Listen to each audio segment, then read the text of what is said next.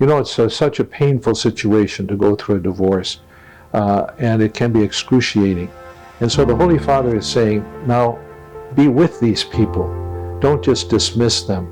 Don't see them as somehow outside the church, but walk with them, listen to them, help them to discern how God is working in their lives.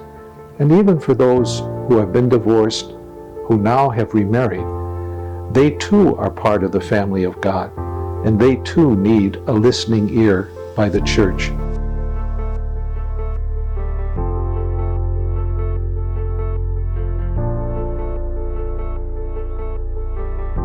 So Amoris Laetitia is what's known as a post-synodal document, which means it's a document written by Pope Francis after he listened to the bishops and the representatives who were present at the Synod on the Family, which actually took over 2 years.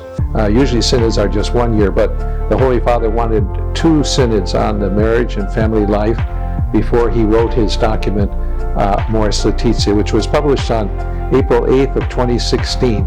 And it's a beautiful, beautiful meditation on marriage and family life, the title being The Joy of Love. So I think all of us in our families have had experience of someone who has become divorced and some who have been remarried. And so the Holy Father in this document understands pastorally the situation of married life. You know, I've been a priest about 54 years and I've witnessed many, many, many marriages. And usually when the couple exchange their promises to one another, you can see that they're deeply serious, that they are in love with one another, and that they want this to be forever. But sadly, in our society and in our world today, that isn't always the reality. And I know even in my own family, we've experienced divorce, and it's a very painful situation. So the Holy Father, as a pastor, truly understands the struggle of people in married life, and that sometimes it just doesn't work. And so divorce takes place, and in some instances, remarriage. The Holy Father is approaching it as a pastor, saying that we can't just exclude these people from the church. They're still part of the family of God. And all of us are imperfect. None of us are fully perfect. And so the church has to be patient in walking with people, in accompanying people through their ups and downs, through their struggles, and especially something like divorce or the instance of remarriage. In our homilies in church, we have to speak about this because married life is central to so many people in the church, and there are many divorced in our congregations.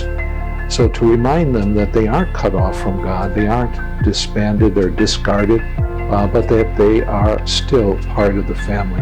And now it's important for them to see how God is working in their lives. I know sometimes people totally misunderstand the process of annulment, and I know I was with a lady who came to me because she had fallen in love again, and she had married before, but married outside the church. She was a Catholic, and so was this other person Catholic. And she didn't understand that the church doesn't recognize that marriage, and so she was really free to marry. But she struggled with that for 15 years, wondering if she had been discarded by the church, when in fact her first marriage wasn't even recognized by the church, and so she was free to marry. So I think there's a need for teaching, for sharing with the people of God what the church teaches. And this document, Amoris Laetitia, is a beautiful document because it's not only talking about the sadness of divorce and the struggle of people in marriage, but it also talks about the beauty of marriage. And sometimes people miss that part of the document that the Pope wrote, in which he has a kind of a meditation on Paul's message about what love is all about. Love is patient, love is kind, doesn't show discard to anyone. And so there's so much in this document for people to reflect on. And I would really encourage, it's a long document, it's one of the longest post-synodal documents that's ever been written, with lots of footnotes. But I think if people would kind of discuss it a little bit, if our parishes had opportunities for people to talk.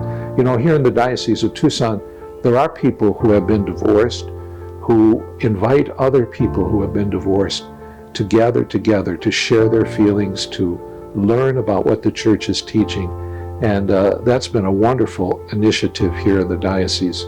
People need to be told what the church truly teaches, not what they imagine the church teaches.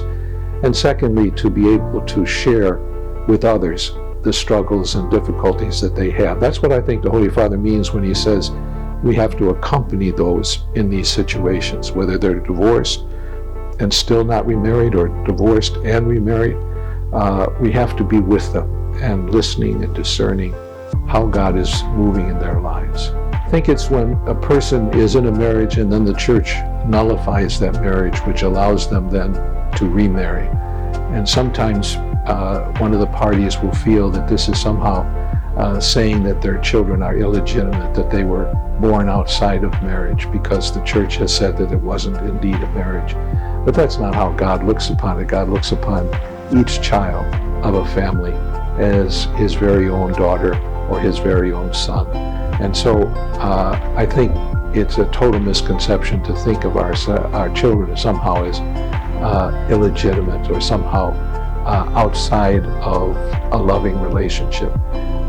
We assume that there was some love in that relationship and that their child is a gift of love that has been given to them. And so we shouldn't ever kind of reflect on children as somehow illegitimate.